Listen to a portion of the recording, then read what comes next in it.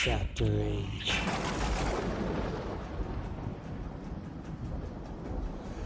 We passed a few sad hours until 11 o'clock, when the trial was to commence. My father and the rest of the family being obliged to attend as witnesses, I accompanied them to the court. During the whole of this wretched mockery of justice, I suffered living torture. It was to be decided whether the result of my curiosity and lawless devices would cause the death of two of my fellow beings. One, a smiling babe full of innocence and joy. The other far more dreadfully murdered, with every aggravation of infamy that could make the murder memorable in horror. Justine also was a girl of merit and possessed qualities which promised to render her life happy. Now all was to be obliterated in an ignominious grave, and I, of course, 1,000 times rather would I have confessed myself guilty of the crime ascribed to Justine. But I was absent when it was committed, and such a declaration would have been considered as the ravings of a madman, and would not have exculpated her who suffered through me.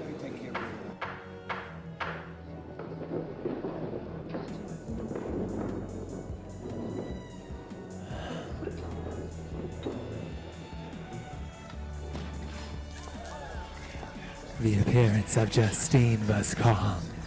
She was dressed in mourning, and her countenance, always engaging, was rendered by the solemnity of her feelings exquisitely beautiful. Yet she appeared confident in innocence and did not tremble, although gazed on and execrated by thousands for all the kindness which her beauty might otherwise have excited, was obliterated in their minds of the spectators by the imagination of the enormity she was supposed to have committed. She was tranquil, yet her tranquility was evidently constrained, and as her confusion had before been adduced as a proof of her guilt, she worked up her mind to an appearance of courage. When she entered the court, she threw her eyes round it, and quickly discovered where we were seated. A tear seemed to dim her eye when she saw us, but she quickly recovered herself, and a look of sorrowful affection seemed to attest her utter guiltlessness. The trial began, and after the advocate against her had stated the charge, several witnesses were called. Several strange facts combined against her, which might have staggered anyone who had not such proof of her innocence as I had.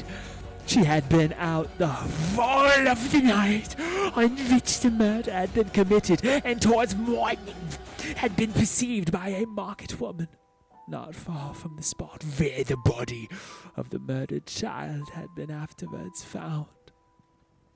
The woman asked her what she did there, but she looked very strangely, and only returned a confused and unintelligible answer.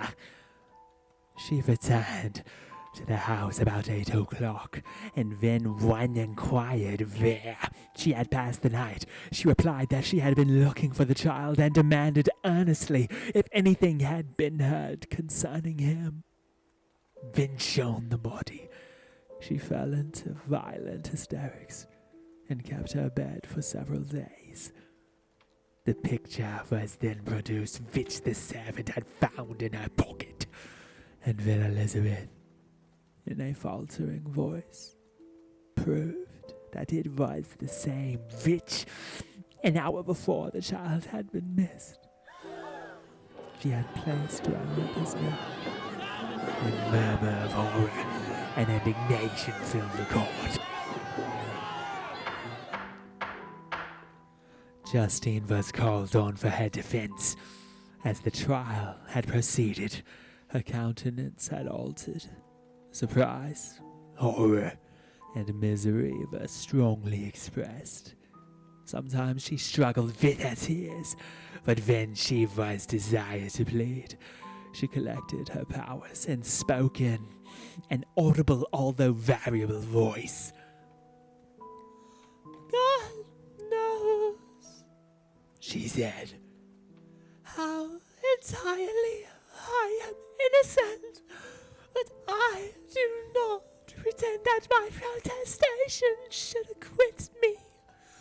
I rest my innocence on a plain and simple explanation of the facts which have been adduced against me, and I hope the character I have always borne will incline my judges to a favourable interpretation where any circumstance appears doubtful or suspicious.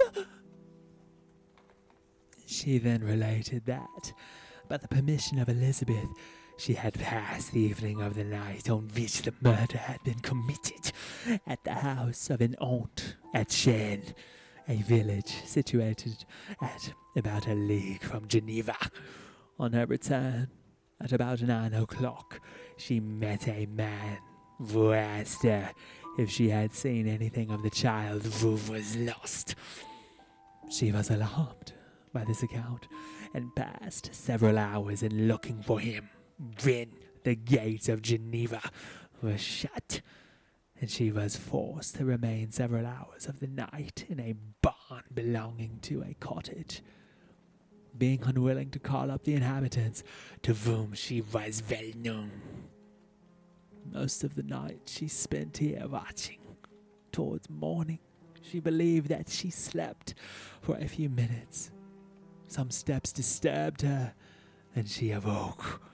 It was dawn, and she quitted her asylum, that she might again endeavour to find my brother. If she had gone near the spot where his body lay, it was without her knowledge.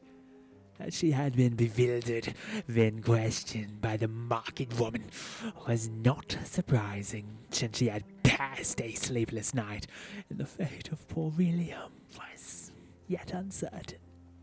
Concerning the picture, she could give no account. I know, continued the unhappy victim, how heavily and fatally this one circumstance weighs against me, but I have no power of explaining it, and when I have expressed my utter ignorance, I have only left to conjecture concerning the probabilities by which it might have been placed in my pocket. But here also I am checked. I believe that I have no enemy on earth, and none surely would have been so wicked as to destroy me wantonly. Did the murderer place it there? I know of no opportunity afforded him for so doing, or if I had, why should he have stolen the jewel to part with it again so soon? I commit my cause to the justice of my judges, yet I see no room for hope. I beg permission to have a few witnesses examined concerning my character, and if their testimony shall not overweigh my supposed guilt, I must be condemned, although I would pledge my salvation on my innocence. Several witnesses were called, who had known her for many years, and they spoke well of her, but fear and hatred of the crime of which they supposed her guilty rendered them timorous and unwilling to come forward. Elizabeth saw even this last resource, her excellent dispositions and irreproachable conduct, about to fair the accused, when, although violently agitated, she desired permission to address the court. I am, said she, the cousin of the unhappy child who was murdered, or rather his sister, for I was educated by and have lived with his parents ever since, and even long before his birth. It may therefore be judged indecent in me to come forward on this occasion. But when I see a fellow creature about to perish through the cowardice of her pretended friends, I wish to be allowed to speak, that I may what I know of her character. I am well acquainted with the accused. I have lived in the same house with her, at one time for 5, and at another for nearly 2 years. During all that period, she appeared to be the most amiable and benevolent of human creatures. She nursed Madame Frankenstein, my aunt, in her last illness, with the greatest affection and care, and afterwards attended her own mother during tedious illness, in a manner that excited the admiration of all who knew her. After which she again lived in my uncle's house, where she was beloved by all the family. She was warmly attached to the child, who is now dead, and acted towards him like a most affectionate mother. For my own part, I do not hesitate to say that, notwithstanding all the evidence produced against her, I believe and rely on her perfect innocence. She had no temptation for such an action. As to the bauble on which the chief proof rests, if she had earnestly desired it, I should have willingly given it to her. So much do I esteem and value her. A murmur of approbation followed Elizabeth's simple and powerful appeal, but it was excited by her generous interference, and not in favor of poor Justine, on whom the public indignation was turned with renewed violence, charging her with the blackest ingratitude. She herself wept as Elizabeth spoke, but she did not answer. My own agitation and anguish was extreme during the whole trial. I believed in her innocence. I knew it. Could the demon who had, I did not for a minute doubt, murdered my brother, also in his hellish sport have betrayed the innocent to death and ignominy. I could not sustain the horror of my situation, and then I perceived that popular voice and the countenances of the judges had already condemned my unhappy victim. I rushed out of the court in agony. The tortures of the accused did not equal mine. She was sustained by innocence, but the fangs of remorse tore my bosom and would not forgo their hold. I passed a night of unmingled wretchedness. In the morning I went to the court. My lips and throat were parched. I dared not ask the fatal question, but I was known. And the officer guessed the cause of my visit. The ballots had been thrown. They were all black. And Justine was condemned.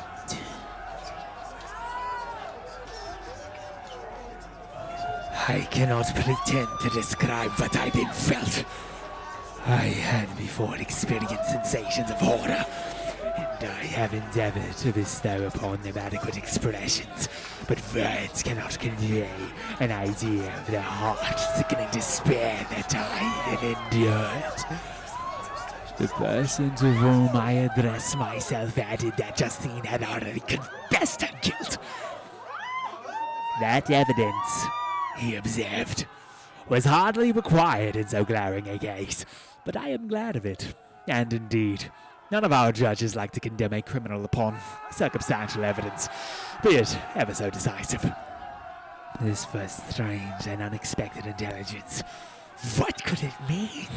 Had my eyes deceived me?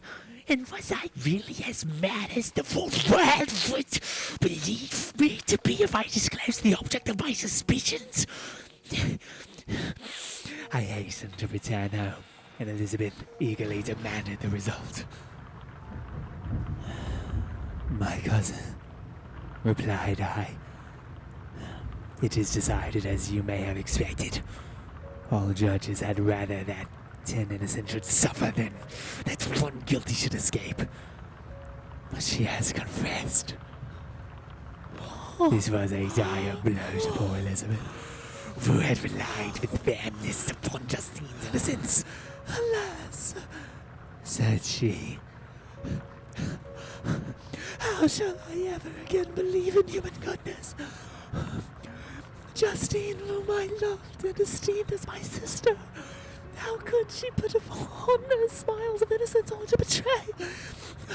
Her mild eyes seemed incapable of any severity or guile, and yet she has committed a murder.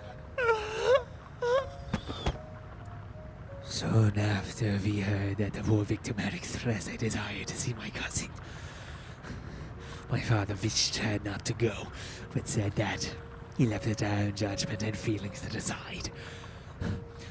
Yes, said Elizabeth, I will go, although she is guilty, and you, Victor, shall accompany me. I cannot go alone. The idea of this visit was torture to me, yet I could not refuse. We entered the gloomy prison chamber and beheld Justine sitting on some straw at the farther end. Her hands were manacled, and her head rested on her knees. She rose on seeing us enter, and when we were left alone with her, she threw herself at the feet of Elizabeth, weeping bitterly. My cousin wept also.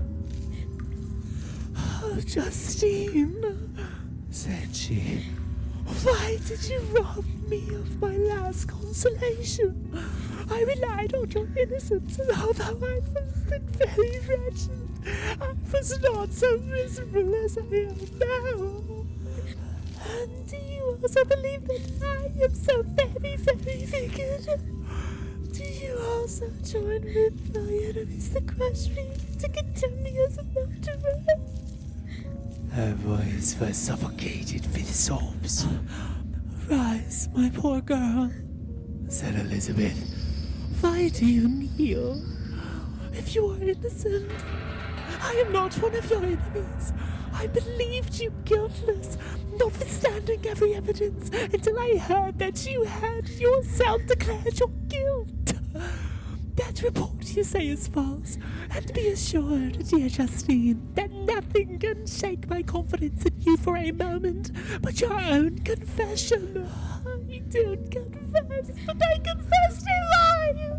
I confessed that I might obtain absolution, and now that falsehood lies heavier as my heart than all my other sins. Oh, God, oh heaven, forgive me. Ever since I was condemned, my confessor has besieged me. He threatened and menaced until I almost began to think that I was the monster that he said I was. He threatened excommunication and hellfire in my last moments if I continued up to earth. Dear lady, I had none to support me. All looked on me as a wretch doomed to ignominy and perdition. What could I do? In an evil hour, I subscribed to a lie, and now only I am truly miserable. She paused, weeping, and then continued. I thought with horror, my sweet lady, that you should believe your Justine, whom you blessed and had so highly honored, and whom you loved, was a creature capable of a crime which none but the devil himself could have perpetrated. Dear William, dear blessed child, I soon shall see you again in heaven, where we shall all be happy, and that consoles me, going as I am to suffer ignominy and death. Oh, Justine, forgive me for having one moment distrusted you. Why did you confess? But do not mourn, dear girl. Do not fear. I will proclaim, I will prove your innocence. I will melt the stony hearts of your enemies by my tears and prayers. You shall not die. You, my playfellow, my companion, my sister, perish on the scaffold. No, no! I never could survive so horrible a misfortune. Justine shook her head mournfully. I do not fear to die. She said, That pain is past. God raises my weakness and gives me courage to endure the worst. I leave a sad and bitter world. And if you remember me and think of me as of one unjustly condemned, I am resigned to the fate awaiting me. Learn from me, dear lady, to submit in patience to the will of heaven. During this conversation, I had retired to a corner of the prison room, where I could conceal the horrid anguish that possessed me. Despair! Who dared talk of that? The poor victim, for the morrow, was to pass the awful boundary between life and death, felt not, as I did, such deep and bitter agony. I gnashed my teeth and ground them together, uttering a groan that came from my inmost soul. Justine started. When she saw who it was, she approached me and said, Dear sir, you are very kind to visit me. You, I hope, do not believe that I am guilty. I could not answer, No, Justine. said Elizabeth. He is more convinced of your innocence than I was, for even when he heard that you had confessed, he did not credit it. I truly thank him. In these last moments, I feel the sincerest gratitude towards those who think of me with kindness. How sweet is the affection of fathers to such a wretch as I am! It removes more than half my misfortune, and I feel as if I could die in peace now that my innocence is acknowledged by you, dear lady, and your cousin. Thus the poor sufferer tried to comfort others and herself. She indeed gained the resignation she desired. But I, the true murderer, felt the never-dying worm alive in my bosom, which allowed of no hope or consolation. Elizabeth also wept and was unhappy, but hers also was the misery of innocence, which, like a cloud that passes over the fair moon, for a while hides but cannot tarnish its brightness. Anguish and despair had penetrated into the core of my heart. I bore a hell within me which nothing could extinguish. We stayed several hours with Justine, and it was with great difficulty that Elizabeth could tear herself away. I wish, She cried. that I were to die with you. I cannot live in this world of misery. Justine assumed an air of cheerfulness, while she with difficulty repressed her bitter tears. She embraced Elizabeth and said in a voice of half-suppressed emotion, Farewell, sweet lady, dearest Elizabeth, my beloved and only friend. May heaven, in its bounty, bless and preserve you. May this be the last misfortune that you will ever suffer. Live and be happy, and make others so. and on the morrow, Justine died. Elizabeth's heart-rending eloquence failed to move the judges from their settled conviction in the criminality of the saintly sufferer. My passionate and indignant appeals were lost upon them, and when I received their cold answers and heard the harsh, unfeeling reasoning of these men, my purposed avowal died away on my lips. Thus I might proclaim myself a madman, but not revoke the sentence passed upon my wretched victim. She perished on the scaffold as a murderess. From the tortures of my own heart, I turned to contemplate the deep and voiceless grief of my Elizabeth. This also was my doing, and my father's woe, and the desolation of that late so smiling home.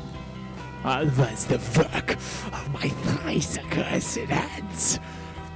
Ye weep, unhappy ones, but these are not your last tears. Again shall you raise the funeral veil, and the sound of your lamentation shall again and again be heard. Frankenstein, your son, your kinsman, your early, much-loved friend, he who would spend each vital drop of blood for your sakes, who has no thought nor sense of joy except as it is mirrored also in your dearest countenances, who would fill the air with blessings and spend his life in serving you. He bids you weep, to shed countless tears, happy beyond his hopes, if thus inexorable fate be satisfied, and if the destruction pause before the peace of the grave has succeeded to your sad torments.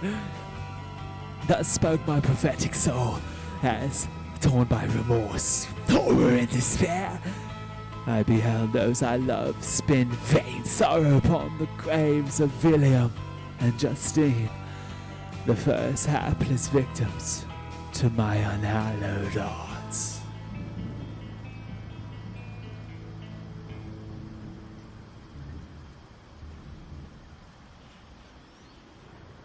Chapter 9.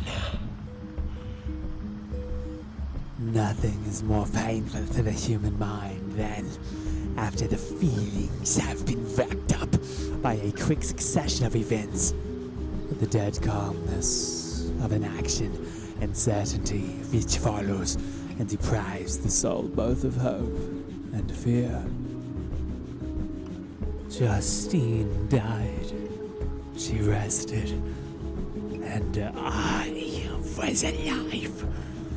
The blood flowed freely in my veins, but a weight of despair and remorse pressed on my heart, which nothing could remove. Sleep fled from my eyes. I wandered like an evil spirit, for I had committed deeds of mischief beyond description, horrible, and more, much more, I persuaded myself, was yet behind. Yet my heart overflowed with kindness and the love of virtue.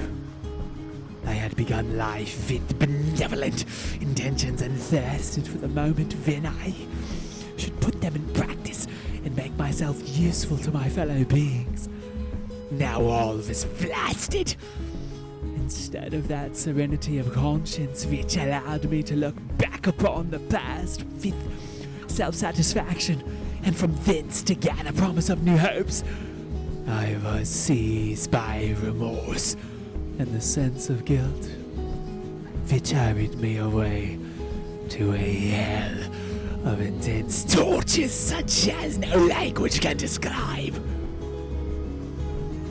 This state of my mind preyed upon my health, which had perhaps never entirely recovered from the first shock it had sustained.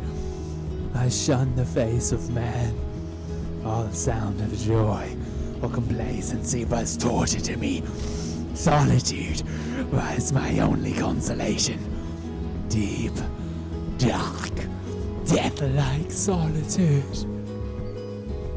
My father observed with pain the alteration perceptible in my disposition and habits, and endeavored, by arguments deduced from the feelings of his serene conscience and guiltless life, to inspire me with fortitude and awaken in me the courage to dispel the dark cloud which brooded over me. "Do you think, Victor," said he, "that I do not suffer also? No one could love a child more than I loved your brother." Tears came into his eyes as he spoke, But is it not a duty to the survivors that we should refrain from augmenting their unhappiness by an appearance of immoderate grief?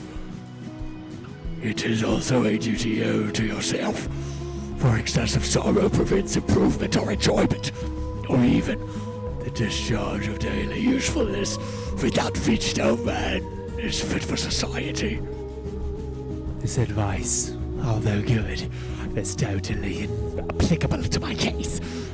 I should have been the first to hide my grief and console my friends, if remorse had not mingled its bitterness and terror, its alarm, with my other sensations. Now, I could only answer my father with a look of despair and endeavor to hide myself from his view. About this time, we retired to our house at Bellevue. This change was particularly agreeable to me. The shutting of the gates regularly at 10 o'clock, and the impossibility of remaining on the lake after that hour had rendered our residence within the walls of Geneva very irksome to me. I was now free. Often, after the rest of the family had retired for the night, I took the boat and passed many hours upon the water.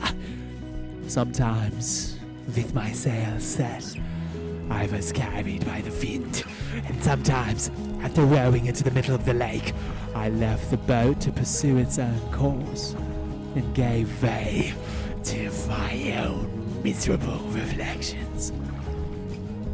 I was often tempted, when all was at peace around me, and I, the only unquiet thing that wandered restless in a scene so beautiful and heavenly, if I except some bat or the frogs whose harsh and interrupted croaking was heard only when I approached the shore.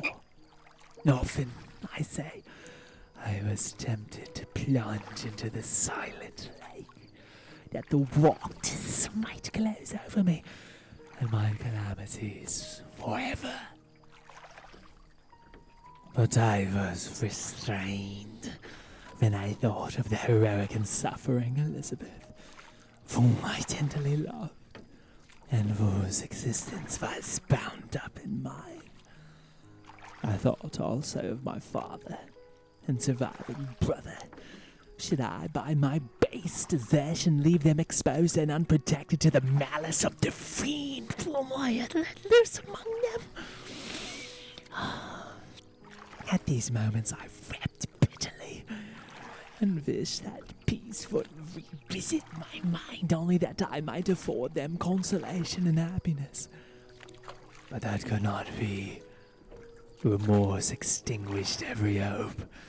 I had been the author of unalterable evils, and I lived in daily fear lest the monster whom I had created should perpetrate some new wickedness.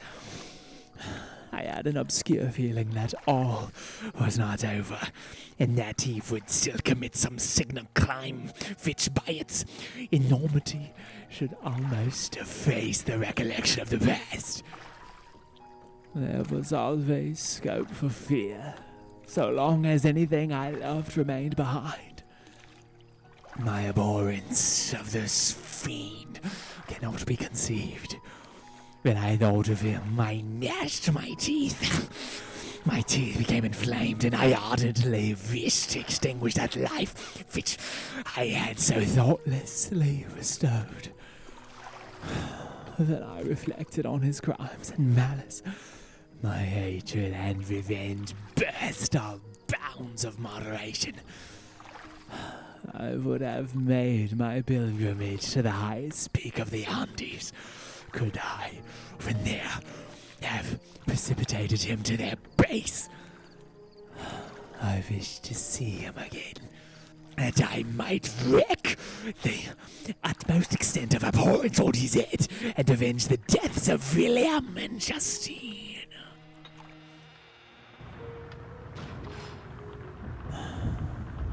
Our house was the house of mourning. My father's health was deeply shaken by the horror of the recent events. Elizabeth was sad and desponding. She no longer took delight in her ordinary occupations, All pleasure seemed to her sacrilege toward the dead. Eternal woe and tears, she then thought, was the just tribute she should pay to innocence so blasted and destroyed. She was no longer that happy creature who in earlier youth wandered with me on the banks of the lake and talked with ecstasy of our future prospects. The first of those sorrows which are sent to green ash from the earth had visited her, and its dimming influence quenched her dearest smiles. I reflect, my dear cousin, said she, on the miserable death of Justine Moritz. I no longer see a world and its works as they before appeared to me. Before, I looked upon the accounts of vice and injustice that I read in books, or heard from others as tales of ancient days, or imaginary evils. At least they were remote and more familiar to reason than to the imagination. But now misery has come home, and men appear to me as monsters thirsting for each other's blood. Yet I am certainly unjust. Everyone believed that poor girl to be guilty, and if she could have committed the crime which she suffered, assuredly she would have been the most depraved of human creatures. For the sake of a few jewels, to have murdered the son of a benefactor and friend, a child whom she had nursed from its birth, and appeared to love as if it had been her own. I could not consent to the death of any human being, but certainly I should have thought such a creature unfit to remain in the society of men. But she was innocent. I know. I feel she was innocent. You are of the same opinion, and that confirms me. Alas, Victor, when falsehood can look so like the truth, who can assure themselves of certain happiness? I feel as if I were walking on the edge of a precipice, towards which thousands are crowding and endeavoring to plunge me into the abyss. William and Justine were assassinated, and the murderer escapes. He walks about the world free and perhaps respected. But even if I were condemned to suffer on the scaffold for the same crimes, I would not change places with such a friend. I listened to this discourse with the extremest agony. I, not indeed, but in effect was the true murderer. Elizabeth read my anguish in my countenance, and kindly taking my hand, said, "My dearest friend, you must calm yourself. These events have affected me, God knows how deeply, but I am not so wretched as you are. There is an expression of despair, and sometimes of revenge in your countenance that makes me tremble. Dear Victor, banish these dark passions. Remember the friends around you, who center all their hopes in you. Have we lost the power of rendering you happy? Oh, while we love, while we are true to each other, here in this land of peace and beauty, your native country, we may reap every tranquil blessing. What can disturb our peace?" And could not such words from her, whom I fondly prize before every other gift of fortune, suffice to chase away the fiend that lurked in my heart? Even as she spoke, I drew near to her, as if in terror, lest at that very moment the destroyer had been near to rob me of her. Thus nor the tenderness of friendship, nor the beauty of earth, nor of heaven could redeem my soul from woe. The very accents of love were ineffectual.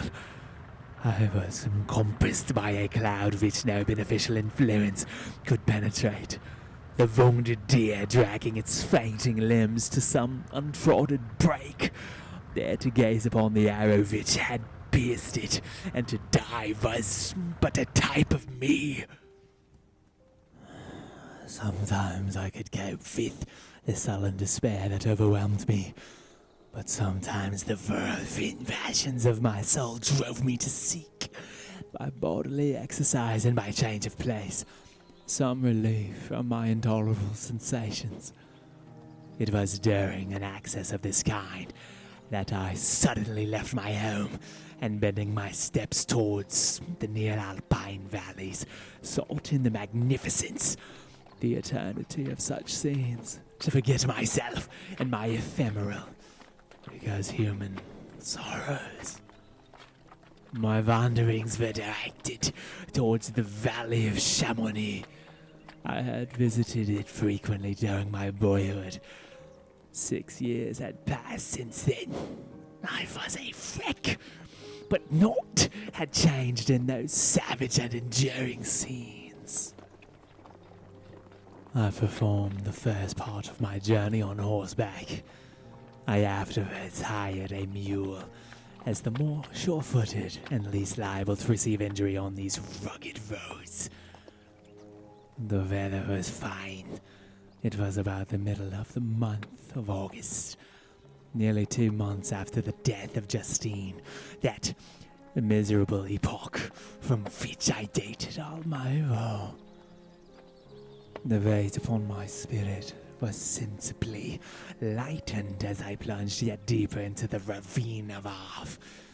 The immense mountains and precipices that overhung me on every side, the sound of the river raging among the rocks, and the dashing of the waterfalls around spoke of a power mighty as omnipotence, and I ceased to fear or to bend before any being less almighty than that which had created and ruled the elements, here displayed in their most terrific guise.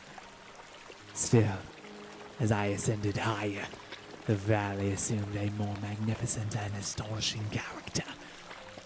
Ruined castles hanging on the precipices of piney mountains, the impetuous Arve, and cottages every here and there peeping forth from among the trees formed a scene of singular beauty.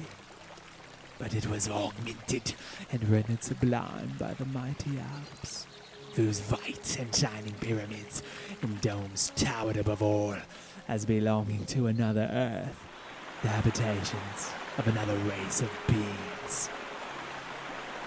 I passed the bridge of Pellissier, where the ravine which the river forms opened before me, and I began to ascend the mountain that overhangs it. Soon after, I entered the valley of Chamonix. This valley is more wonderful and sublime, but not so beautiful and picturesque as that of Servois, through which I had just passed. The high and snowy mountains were its immediate boundaries, but I saw no more ruined castles and fertile fields. Immense glaciers approached the road. I heard the rumbling thunder of the falling avalanche and marked the smoke of its passage.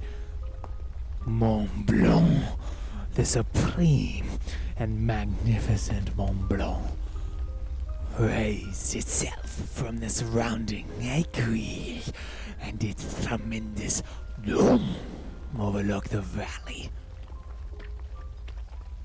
A tingling, long-lost sense of pleasure often came across me during this journey. Some turn in the road, some new object suddenly perceived and recognized, reminded me of days gone by, and were associated with the light-hearted gaiety of boyhood. The very winds whispered in soothing accents, and maternal nature bade me weep no more. Then again the kindly influence ceased to act. I found myself fettered again to grief, and indulging in all the misery of reflection. Then I spurred on my animal, striving so to forget the world, my fears, and more than all, myself. Or, In a more desperate fashion, I alighted and threw myself on the grass, weighed down by horror and despair. At length, I arrived at the village of Chamonix. Exhaustion succeeded to the extreme fatigue both of body and of mind which I had endured. For a short space of time I remained at the window watching the pallid lightnings that played above Mont Blanc and listening to the rushings of the Arve, which pursued its noisy way beneath. The same lulling sounds acted as a lullaby to my too keen sensations. Then I placed my head upon my pillows. Sleep crept over me. I felt it as it came and blessed the giver of oblivion.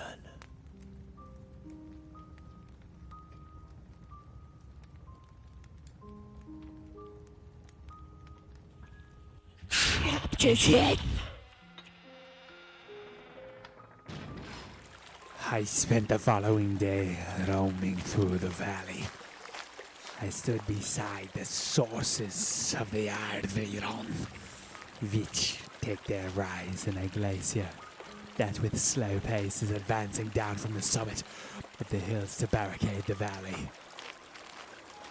The abrupt sides of vast mountains were before me. The icy wall of the glacier overhung me. A few shattered pines were scattered around, and the solemn silence of this glorious present chamber of imperial nature was broken only by the brawling waves or the fall of some vast fragment, the thunder sound of the avalanche, or the cracking reverberated along the mountains of the accumulated ice, which, through the silent working of immutable laws, was ever and anon rent and torn, as if it had been but a plaything in their hands. These sublime and magnificent scenes afforded me the greatest consolation that I was capable of receiving. They elevated me from all littleness of feeling, and although they did not remove my grief, they subdued and tranquilized it. In some degree, also, they diverted my mind from the thoughts over which it had brooded for the last month. I retired to rest at night, my slumbers, as it were, waited on and ministered to by the semblance of grand shapes which I had contemplated during the day. They congregated round me, the unstained snowy mountain top, the glittering pinnacle, the pine woods, and ragged bare ravine, the eagle soaring amidst the clouds. They all gathered round me and bade me be at peace. Where had they fled when the next morning I awoke? All of soul inspiriting fled with sleep, and dark melancholy clouded every thought. The rain was pouring in torrents, and thick mists hid the summits of the mountains, so that I even saw not the faces of those mighty friends. Still, I would penetrate their misty veil and seek them in their cloudy retreats. What were rain and storm to me? My mule was brought to the door, and I resolved to ascend to the summit of Montavert.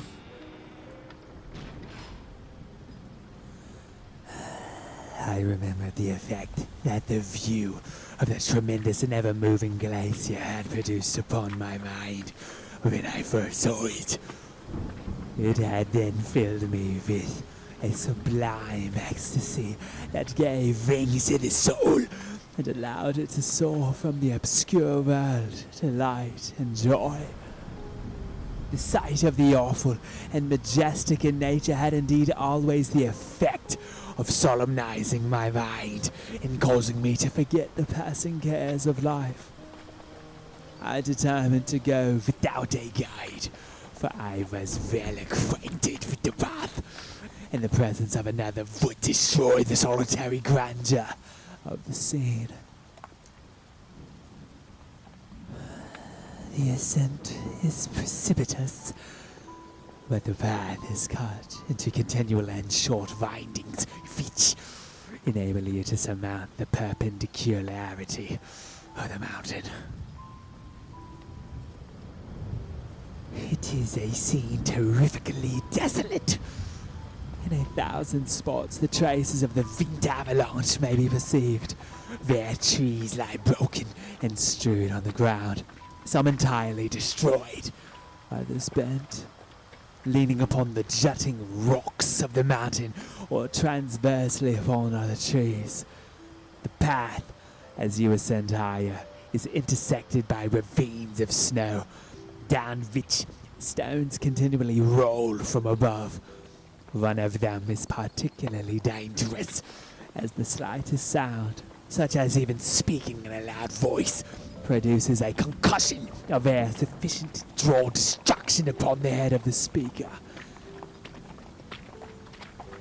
The pines are not tall or luxuriant, but they are somber and add an air of severity to the scene. I looked on the valley beneath. Vast mists were rising from the rivers, which ran through it and curling in thick wreaths around the opposite mountains. Whose summits were hid in the uniform clouds while rain poured from the dark sky and added to the melancholy impression I received from the objects around me. Alas, why does man boast of sensibility superior to those apparent in the brute? It only renders them more necessary beings. If our impulses were confined to hunger, thirst, and desire, we might be nearly free. But now we are moved by every wind that blows and a chance word or scene that word may convey to us. The rest, a dream has power to poison sleep. For your eyes, one wandering thought pollutes the day. We feel, conceive, or reason, laugh or weep, embrace fond woe, or cast our cares away. It is the same, for, be it joy or sorrow, the path of its departure still is free. Man's yesterday may ne'er be like his morrow. Naught may endure but mutability. It was nearly noon when I arrived at the top of the ascent. For some time, I sat upon the rock that overlooks the sea of ice. A mist covered both that and the surrounding mountains. Presently a breeze dissipated the cloud, and I descended upon the glacier. The surface is very uneven, rising like the waves of a troubled sea, descending low and interspersed by rifts that sink deep. The field of ice is almost a league in width, but I spent nearly 2 hours in crossing it. The opposite mountain is a bare perpendicular rock. From the side where I now stood, Mont Auvergne was exactly opposite, at the distance of a league, and above it rose Mont Blanc in awful majesty. I remained in a recess of the rock, gazing on this wonderful and stupendous scene. The sea, or rather the vast river of ice, round among its dependent mountains, whose aerial summits hung over its recesses. Their icy and glittering peaks shone in the sunlight over the clouds. My heart, which was before sorrowful, now swelled with something like joy. I exclaimed, "Wandering spirits, if indeed ye wander, and do not rest in your narrow beds, Allow me this faint happiness, or take me as your companion away from the joys of life. As I said this, I suddenly beheld the figure of a man at some distance advancing towards me with superhuman speed. He bounded over crevices in the ice, among which I had walked with caution. His stature, also, as he approached, seemed to exceed that of man. I was troubled. A mist came over my eyes, and I felt a faintness seize me, but I was quickly restored by the cold gale of the mountains. I perceived, as the shape came nearer, sight tremendous and horrid, that it was the wretch whom I had created.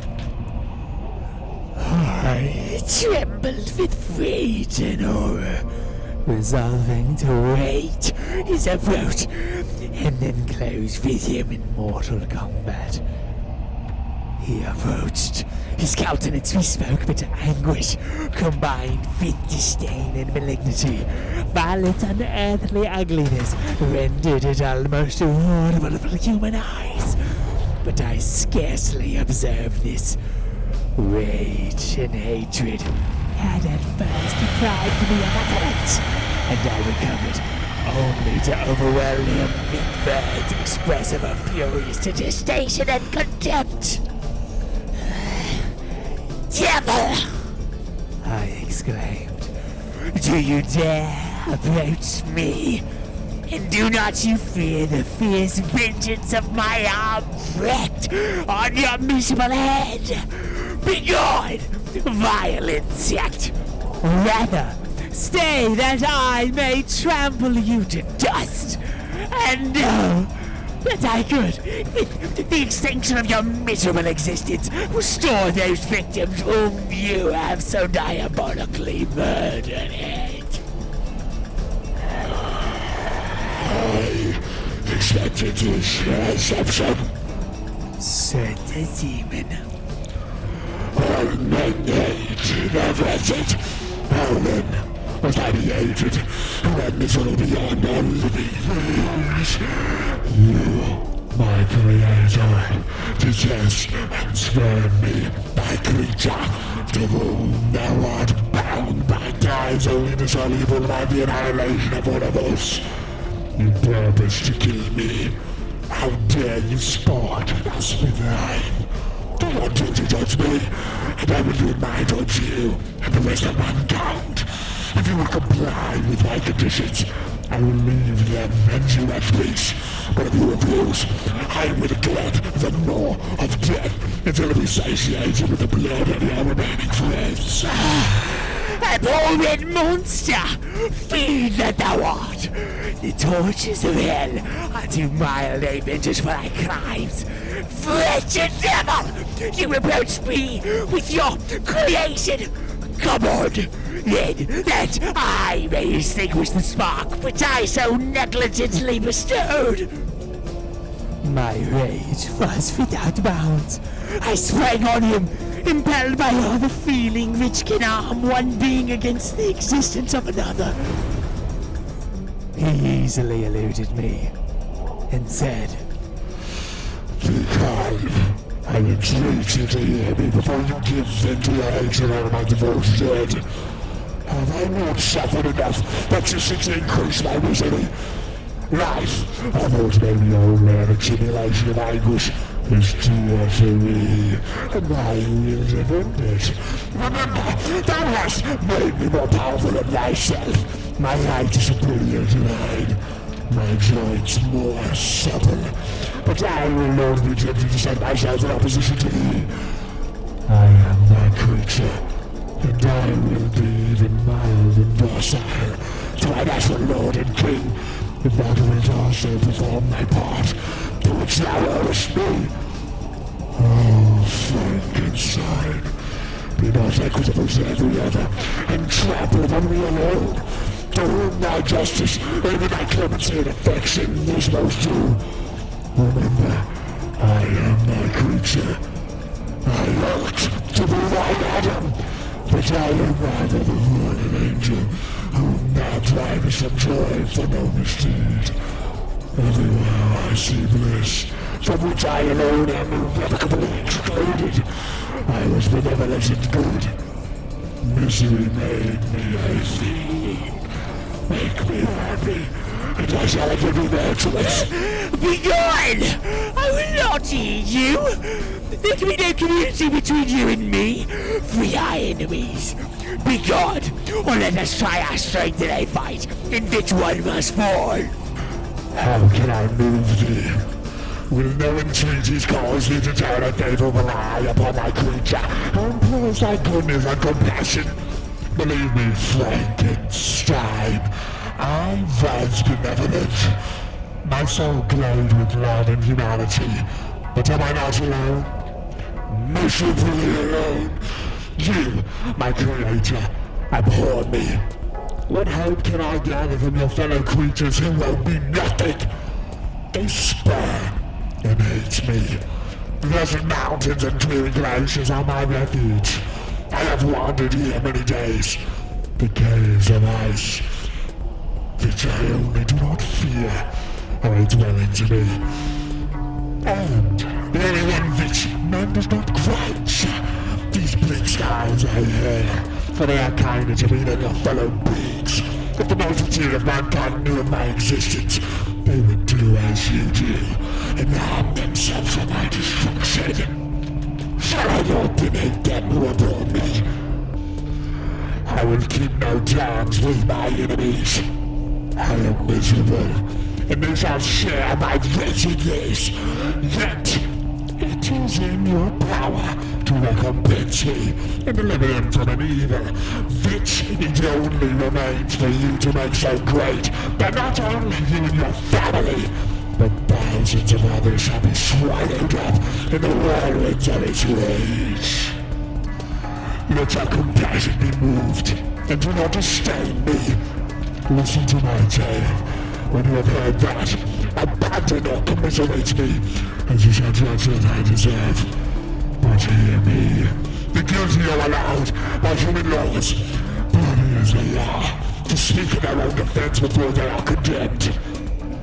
Listen to me, Frankenstein. You accuse me of murder, and yet you would, with unsatisfied conscience, destroy your own creature. Oh, praise the eternal justice of man. Yet I ask you not to spare me. Listen to me, and hear if you can, and if you will, destroy the work of your hands. Why did you call to my remembrance? I rejoined. Circumstances which I shudder to reflect. That I have been the miserable origin and altar. Cursed be the day, abhorrent devil, in which you first saw light. Cursed, although I curse myself, be the hands that formed you. You have made me wretched beyond expression. You have left me no power to consider whether I am just you or not. Begone! Relieve me from the sight of your digested form. Thus I relieve thee, my creator, He said, and placed his hated hands before my eyes, which I flung from me with violence. Thus I take from thee a sight which you abhor. So thou canst listen to me, and grant me thy compassion. By the virtues that I once possessed, I demand this from you. Hear my tale. It is long and strange, and the temperature of this place is not fitting to your fine sensations. Come to the hut upon the mountain. The sun is yet high in the heavens, before it descends to hide itself behind your snowy precipices and illuminate another world. You will have heard my story, and can decide. On you it rests, whether I quit forever the neighborhood of man and lead a harmless life, or become the scourge of your fellow creatures and the author of your own speedy ruin. As he said this, he led me the way across the ice. I followed. My heart was full, and I did not answer him, But as I proceeded, I weighed the various arguments that he had used and determined at least to listen to his tale. I was finally urged by curiosity, and compassion confirmed my resolution. I had hitherto supposed him to be the murderer of my brother, and I eagerly sought a confirmation or denial of this opinion. For the first time also, I felt what the duties of a creator towards his creature were, and that I ought to render him happy before I complained of his wickedness. These motives urged me to comply with this demand. We crossed the ice, therefore, and descended the opposite rock. The air was cold, and the rain again began to descend. We entered the hut, the fiend with an air of exultation. I, with a heavy heart and depressed spirits, but I consented to listen, and seating myself by the fire which my odious companion had lighted, he thus began his tale.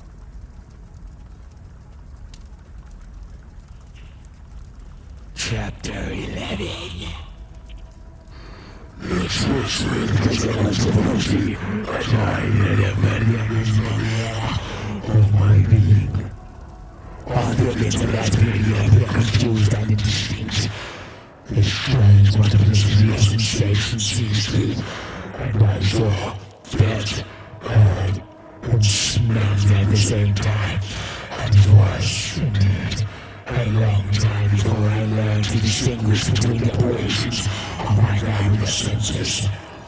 By degrees, I remember a stronger light pressed upon my nerves, so that I was obliged to shut my eyes. Darkness then came over me and troubled me, but hardly had I felt this rid. By opening my eyes, as I now suppose, the light poured in upon me again. I walked, and I believe, presented, but I presently found a great alteration in my sensations. Before, dark and opaque bodies had surrounded me, and barefaced to my touch or sight. But I now found that I could wander on at liberty, with no obstacles which I could not either surmount or avoid. The light became more and more oppressive to me, and ease wearying me as I walked. I sought a place where I could not perceive shade. This was the forest living spot, and here I lay by the side of a brook, resting from my fatigue, until I felt tormented by hunger and thirst. This roused me from my nearly dormant state, and I ate some berries which I found hanging on the trees, or lying on the ground. I slaked my thirst at the brook, and then lying down, was overcome by sleep. It was dark when I awoke. I felt a cold nostril, and I frightened as it were, instinctively, finding myself so desperate. Before I had come to the apartment, with a sensation of cold, I had covered myself with some clothes. But these were insufficient to secure me from the birds of the night. I was a poor, helpless, miserable wretch. I alone could distinguish nothing, but feeling pain enraged me on all sides. I sat down and wept.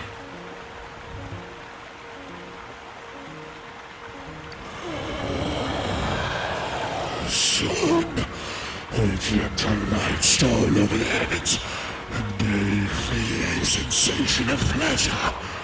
I started up and beheld a radiant form rise from among the trees. I gazed with a kind of wonder. It moved slowly, but it enlightened my path, and I again went out in search of berries. I rested cold feet under one of the trees. I found a huge cloak. With it I covered myself and sat down upon the ground. No distinct ideas occupied my mind. All was confused. I felt light and hunger and thirst and darkness, Innumerable sounds rang in my ears, and on all sides various scents saluted me. The only object that I could distinguish was the bright moon, and I fixed my eyes on that with pleasure.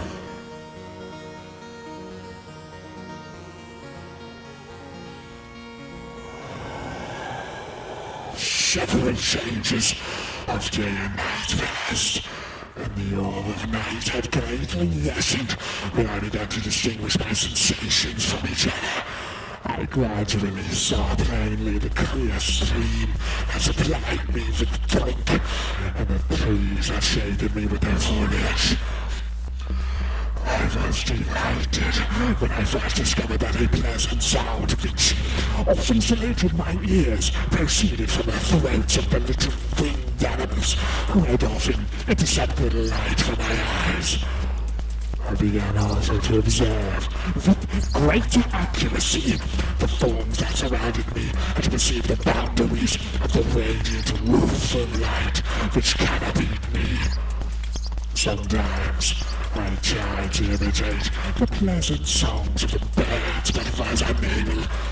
Sometimes I wished to express my sensations in my own mood, but the uncouth and inarticulate sounds which broke from me frightened me into silence again. The moon had disappeared from the night, and again its vanished form showed itself, while I still remained in the forest. My sensations had by this time become distinct, and my mind received every day additional ideas. My eyes became accustomed to the light, and to perceive objects in their right forms. I distinguished the insect from the herb, and by degrees, one herb forming another. I found that the sparrow uttered none but harsh notes, whilst those of the blackbird and thrush were sweet and enticing. One day, when I was a frisbee coast, I found a fire which had been left by some wandering beggars, and was overcome with delight at the warmth I experienced from it. In my joy, I thrust my hand into the live embers, but quickly withdrew it out again with a cry of pain. How strange, I thought, that the same cause should produce such opposite effects. I examined the materials of the fire, and to my joy, found it to be composed of wood. I quickly collected some branches, but they were wet and would not burn. I was pained at this, and sat still watching the operation of the fire. The wet wood, which I had placed near the heat, dried and itself became inflamed. I reflected on this, and by touching the various branches, I discovered the cause and busied myself in collecting a great quantity of wood, that I might dry it and enable it to supply of fire. Then night came on, and brought sleep with it. I was in the greatest fear lest my fire should be extinguished.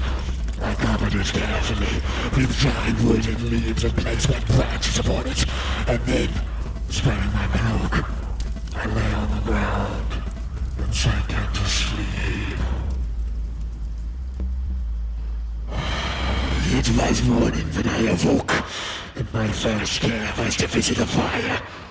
I uncovered it, and a gentle breeze quickly fanned it into a flame. I observed this also, and contrived a fan of branches which roused the embers when they were nearly extinguished. When night came again, I found with pleasure that the fire gave light as well as heat, and that the discovery of this element was useful to me in my food, for I found some of the offals that the travelers had left had been roasted and tasted much more savory than the berries I gathered from the trees. I tried, therefore, to dress my food in the same manner, placing it on the live embers. I found that the berries were spoiled by this operation, and the nuts and roots much improved. Food, however, became scarce, and I often spent the whole day searching in vain for a few acorns to assuage the pangs of hunger. Then I found this. I resolved to quit the place that I had hitherto inhabited to seek for one where the few funds I experienced would be more easily satisfied. In his immigration, I exceedingly lamented the loss of the fire which I had obtained through accident, and knew not how to reproduce it. I gave several hours to the serious consideration of the difficulty, but I was obliged to relinquish all attempt to supply it, and wrapping myself up in my cloak, I struck across the wood towards the setting sun. I passed 3 days in these rambles, and at length discovered the open country. A great fall of snow had taken place the night before, and the fields were of one uniform white. The appearance was disconsolate, and I found my feet chilled by the cold, damp substance that covered the ground.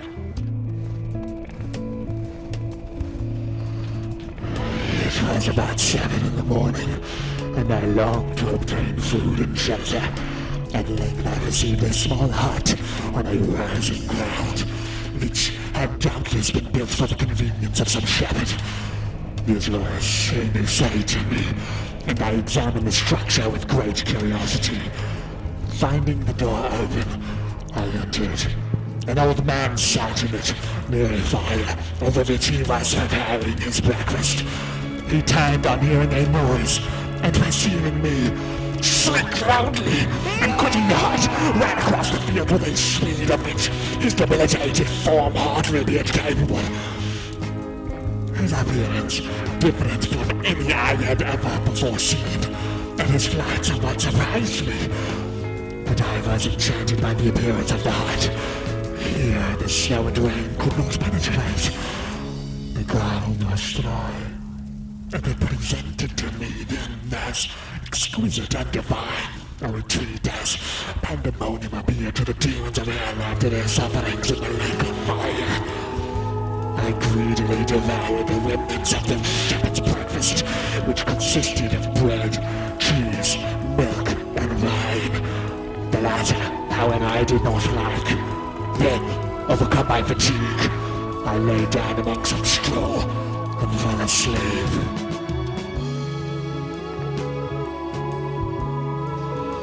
It was noon when I awoke, and allured by the warmth of the sun, which shone brightly on the white ground, I determined to recommence my travels, and, depositing the remains of the peasant's breakfast in a wallet I found, I proceeded across the fields for several hours, until, at sunset, I arrived at a village.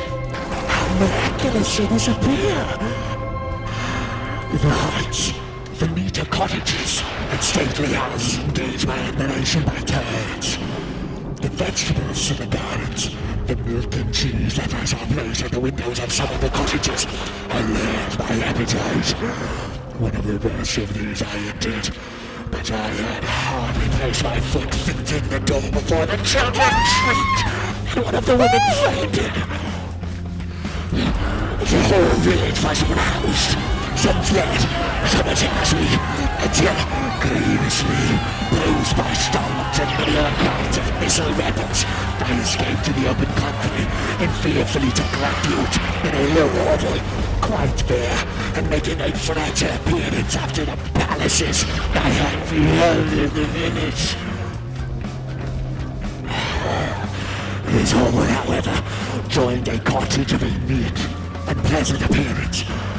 But after my late dealing wrought experience, I dared not enter it. My place of refuge was constructed of wood, but so low that I could with difficulty sit upright in it. No wood, however, was placed on the earth, which formed the floor, but it was dry, and although the wind indeed it by innumerable trinks, I found it an agreeable asylum from the snow and rain. Here then, I retreated and lay down happy to have found a shelter, however miserable, from the inclemency of the season, and still more from the barbarity of man. As soon as morning dawned, I crept from my kennel that I might view the adjacent cottage and discover if I could remain in the habitation I had found. It was situated against the back of a cottage and surrounded on the sides which were exposed by a pigsty and a clear pool of water. One part was open, and by that I had crept in, but now I covered every crevice by which I might be perceived with stones and wood. Yet, in such a manner that I might move them on occasion to pass out. All the light I enjoyed came through the sky, and that was sufficient for me. Having thus arranged my dwelling and carpeted it with screeched floor, I retired, for I saw the figure of a man at a distance, and I remembered too well my agreement the night before to crush myself in his power. I had first, however, provided for my sustenance for that day by a loaf of coarse bread, which I purloined, and a cup with fish I could drink more conveniently than from my hand of the pure water which flows by my retreat. The floor was either raised, the legend was kept perfectly dry, and by its vicinity to the chimney of the cottage it was tolerably warm. Being thus provided, I resolved to reside in this hovel until something should occur, which might alter my determination. It was indeed a paradise compared to the bleak forest, my former residence, the rain-dropping branches and dank earth. I ate my breakfast with pleasure, and was about to remove a plank to procure myself a little water. Then I heard a step, and looking through a small chink, I beheld a young creature with a pail on her head, passing before my hovel. The girl was young and of gentle demeanor, unlike what I have since found cottages and farmhouse segments to be. Yet she was meanly dressed, a coarse blue petticoat, and a linen jacket being her only garb. Her fair hair was plaited but not adorned. She looked patient, yet sad. I lost sight of her. In about a quarter of an hour she returned bearing the pail, which was now partly filled with milk. As she walked along, seemingly incomoded by the burden, a young man met her, whose countenance expressed a deeper despondence. Uttering a few sounds with an air of melancholy, he took the pail from her head and bore to the cottage himself. She followed and they disappeared. Presently I saw the young man again, with some tools in his hand and crossed the field behind the cottage, and the girl was also busied, sometimes in the house and sometimes in the yard. On examining my dwelling, I found that one of the windows of the cottage had formerly occupied a part of it, but panes had been filled up with wood. In one of these was a small and almost imperceptible chink through which the eye could just penetrate. Through this crevice a small room was visible, whitewashed and clean, but very bare furniture. In one corner, near a small fire, sat an old man, leaning his head on his hands in a disconsolate attitude. The young girl was occupied in arranging the cottage, but presently she took something out of a drawer, which employed her hands, and she sat down beside the old man, who, taking up an instrument, began to play, and to produce sounds sweeter than the voice of the thrush or the nightingale. It was a lovely sight, even to me, poor wretch, who had never beheld aught beautiful before. The silver hair and benevolent countenance of the aged cottager won my reverence, while the gentle manners of the girl enticed my love. He played a sweet, mournful air, which I perceived through tears from the eyes of his amiable companion, of which the old man took no notice until she sobbed audibly. He then pronounced a few sounds, and the fair creature, leaving her work, knelt at his feet. He raised her and smiled with such kindness and affection that I felt sensations of a peculiar and overpowering nature.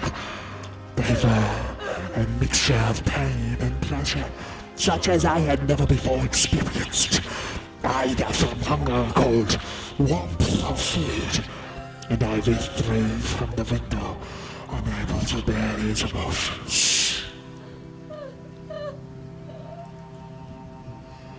Soon after this, the young man returned, bearing on his shoulders a load of wood.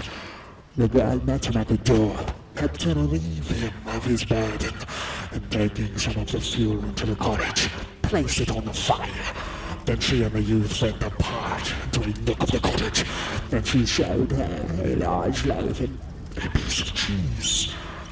She seemed pleased, and went into the garden for some roots and plants, which she placed in water, and then upon the fire.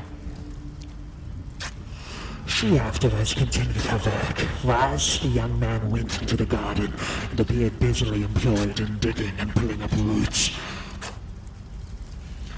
After he had been employed thus about an hour, the young woman joined him, and they entered the cottage together. The old man had, in the meantime, been pensive, but on the appearance of his companions he assumed a more cheerful air, and they sat down to eat. The meal was quickly dispatched. The young woman was again occupied in arranging the cottage. The old man walked before the cottage in the sun for a few minutes, leaning on the arm of the youth. Nothing could exceed in beauty the contrast between these two excellent creatures. One was old, with silver hairs, and a countenance beaming with benevolence and love. The uncle was slight and graceful in his figure, and his features were molded with the finest symmetry. Yet his eyes and attitude expressed the utmost sadness and despondency. The old man returned to the cottage, and the youth, with tools different from those he had used in the morning, directed his steps across the fields. Night quickly set in, but to my extreme wonder, I found that the cottagers had a means of prolonging light by the use of tapers, and was delighted to find that the setting of the sun did not put an end to the pleasure I experienced in watching my human neighbors. In the evening, the young girl and her companion were employed in various occupations which I did not understand, and the old man again took up the instrument which produced the divine sounds that had enchanted me in the morning.